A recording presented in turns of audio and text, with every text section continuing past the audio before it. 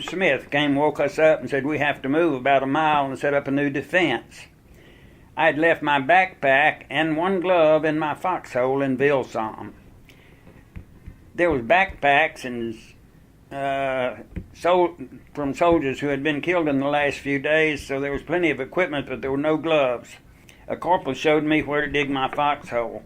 I started to dig, but the ground was so hard that my little entrenching tool just bounced when it hit the ground. But eventually I did get it dug. About that time I heard a loud voice say, "Mail call." I couldn't believe it. I hadn't had a letter since I left England about 3 weeks ago. I ran down to where the mail clerk was. He started calling my name. He called my name 26 times, 25 letters and one package. I opened my package first. It was from my dad. A card written by my mom said it was my dad's Christmas present for me. I couldn't believe it. It was a pair of leather gloves with wool linings.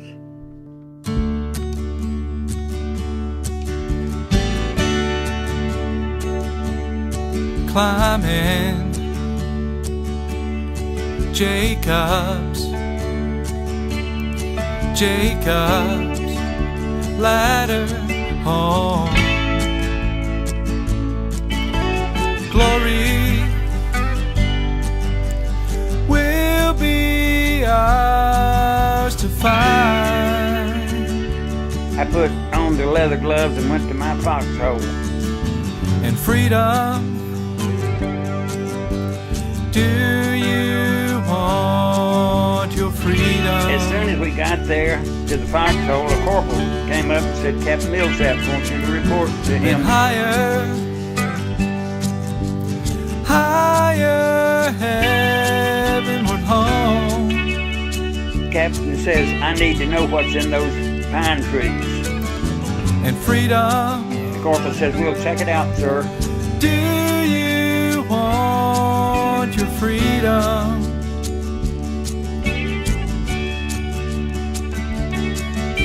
Soldiers of the Then I remember cross. I have 25 letters in my pocket that I'm thinking I may never get to read. Soldiers of the cross.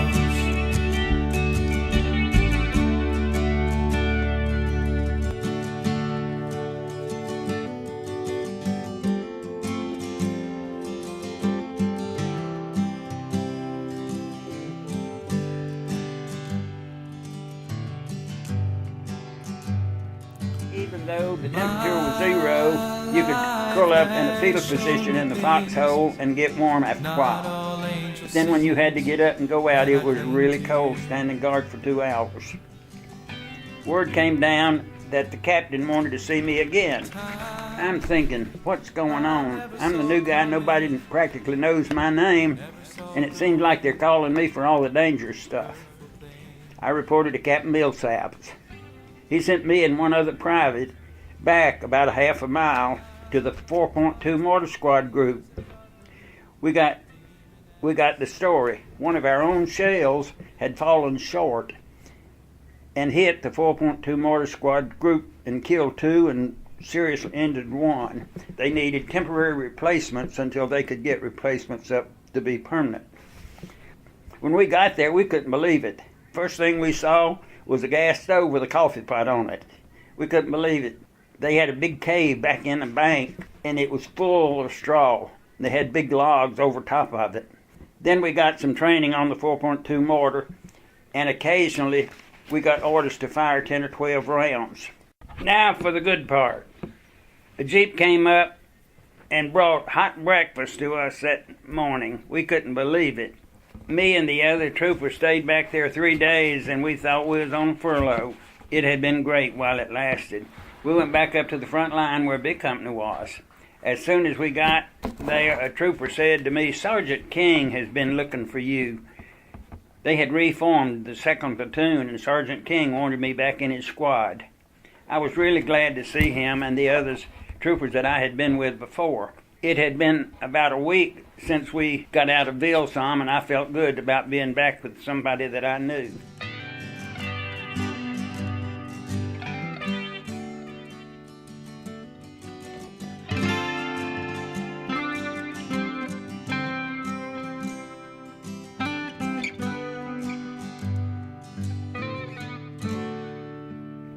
Plans were being made to retake Vielsalm. We moved a few miles and dug in again. It's now January the 6th. I'm on guard duty. I know my field of fire responsibilities, but it was very dark that night, but it was beautiful otherwise. The snow was falling and it was quiet. All of a sudden I could see an image of something moving. I put my finger on the trigger on my burp gun. The burp gun had been given to me to stand guard duty. They call it a burp gun because it'll burp about 10 rounds before you can get your finger off the trigger. And I was watching that movement, and I didn't know what it was, and I was trying to not pull the trigger. I didn't want to pull the trigger too quick. But it was very still. It moved slowly left, and then it would move a little bit to the right. And I'm watching, and I'm hanging on, trying not to fire. I waited there. I didn't go back to get my guard to replace me because I didn't know what to do, and I just waited until it was daylight. When it was daylight, I saw a black cow grazing. Boy, was I glad I didn't pull the trigger and kill that cow. I went back to the command post, and the chaplain was serving communion. We were ready to move out to retake Vielsalm. I took communion and found my squad. My squad would be the mortar squad that day. I would carry the base plate, Wilson would carry the tube, and the other squad members would carry the shells. We moved out and traveled about 2 miles on a narrow road. As the 2nd Battalion got in position, the 325th Artillery Regiment laid down a tremendous amount of artillery on the hill and on the woods in front of us. The shells were falling. German shells were called 88s, and they were falling all around us, and they were exploding in the air, and shrapnel was hitting the ground around us. I'd run a few yards and lay down and hold that base plate over my head. The base plate's about 25 pounds, and it's about 18 inches square. I was lay down and hold it over my head. Many troopers were on the ground wounded. The medics were running from one to another to help all they could. The medics were wonderful. Kathy's uncle, Kemp Loy, was a combat medic. Kemp got the Bronze Star for attending wounded soldiers in battle. I think of Kemp when I remember our medics. We eventually got into the woods. 1st Battalion now takes the point, A, B, and C companies. We move into the woods, and we pass a big group of German soldiers in a big clearing. It looked like about 200. They were sitting on the ground with their hands behind their heads and the fingers laced. A big pile of rifles was on one side, a big pile of helmets was on the other. We continued to move through the woods. All of a sudden, about 100 feet in front of us, a German soldier raised up in his foxhole and fired and killed Sergeant Savage. In a flash, Captain Millsaps was on his hands and knees down to that foxhole and jerked that German soldier out of the foxhole and slapped him 2 or 3 times. Then he brought him back up to where we were. A lot of Sergeant Savage's friends were pointing their rifles right at his head and were wanting to kill him. The Captain Millsap said, "You kill that boy and you'll be charged with murder. You don't take a man's weapon away from him and then shoot him. That's murder.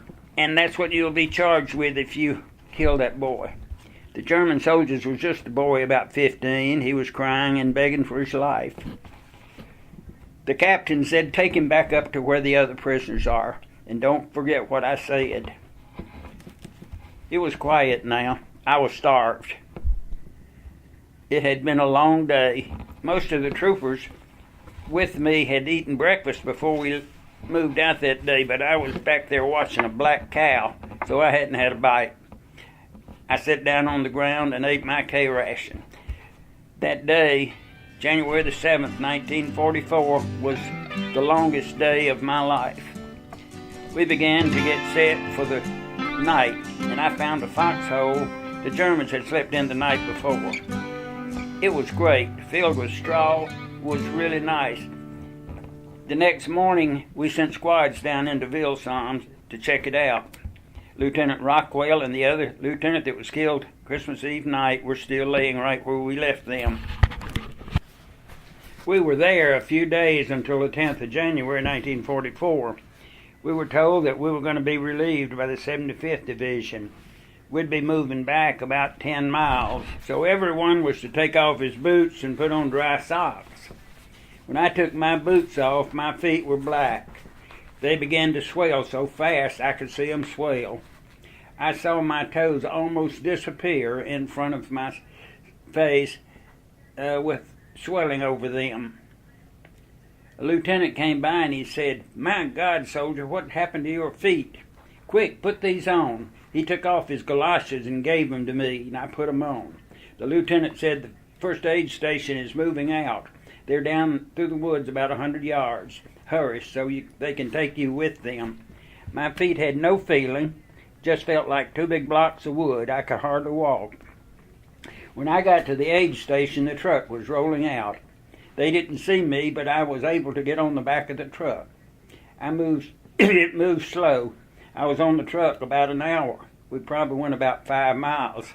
I saw a sign on a building that says Checker Aid Station. The truck stopped at the intersection, and I decided to get off.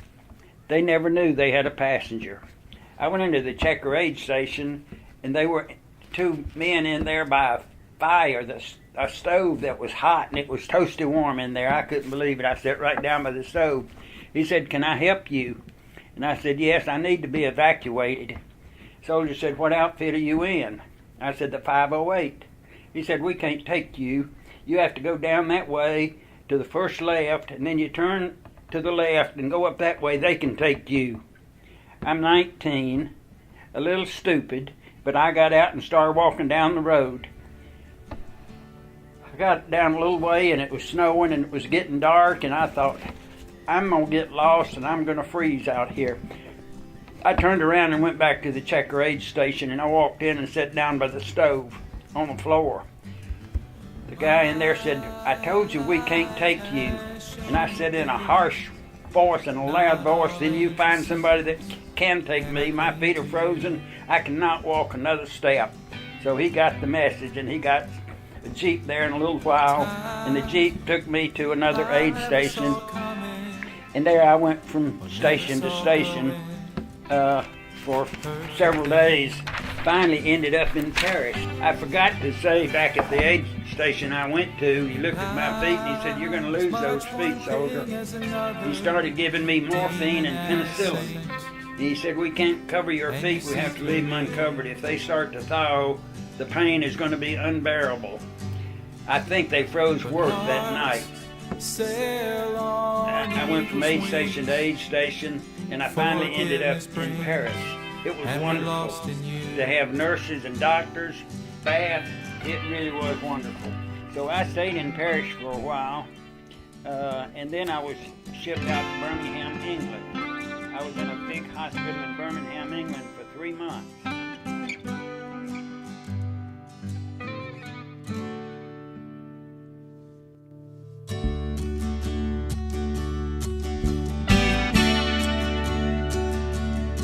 Rise, shine, glory be given to God. Keep on climbing Jacob's ladder home. Drizzling rain, sleeting, and snowing all the way for 17 hours. And glory, we couldn't believe it, will be ours to find. And people were lining the streets waving American flags and cheering for us. So higher, he said, "Are you hurt, soldier?" And I said, "No, sir, I'm fine." Higher heavenward home. You're going to lose those feet, soldier. And freedom. Do you want your freedom? You're going to lose those feet, soldier. So couldn't believe it. Soldier of the cross.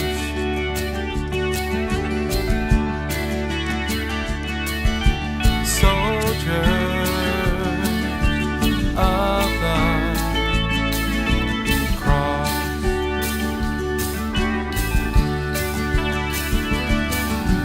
Do you want your freedom? Lining the streets, waving American flags, cheering for us. And do you We couldn't believe it. want to serve the Lord?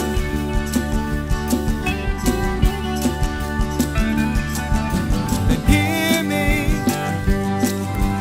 gather round your soldiers.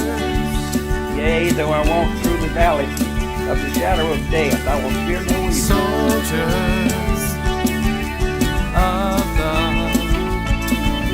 cross.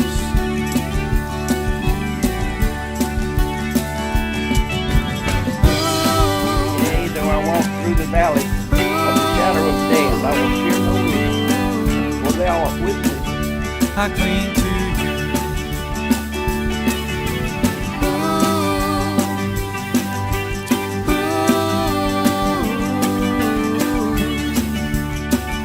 You see through me.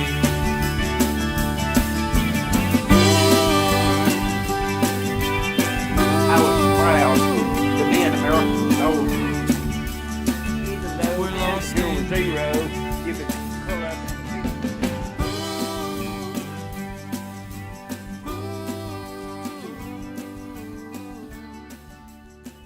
and I cling to you.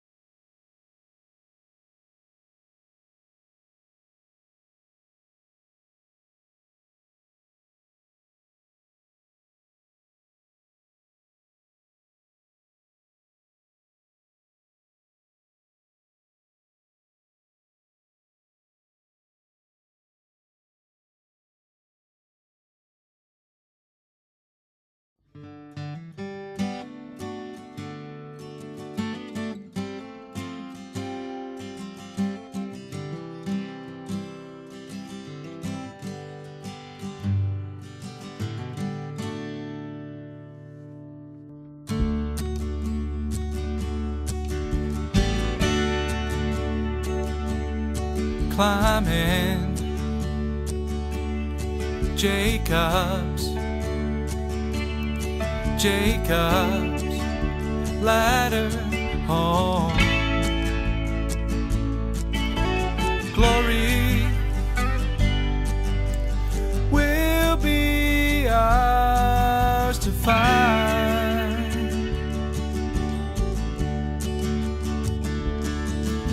And freedom. Do you want your freedom?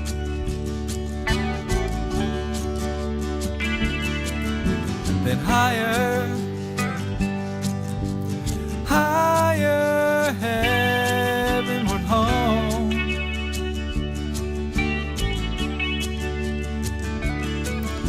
And freedom. Do you want your freedom?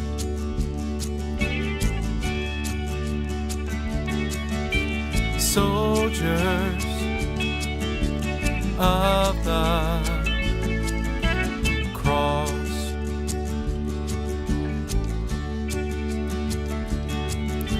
Soldiers of the cross.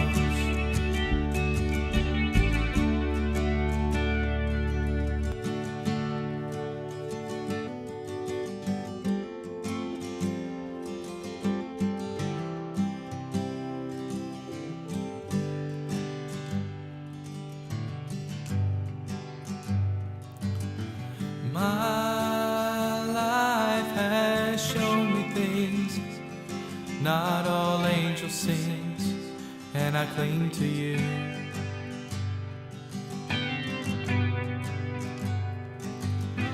Times I never saw coming or never saw going, hurtful things.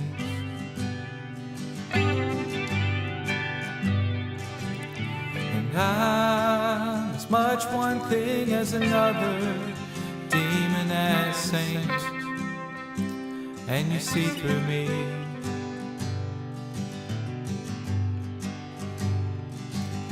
But hearts sail on eagle's wings, forgiveness brings, and we're lost in you.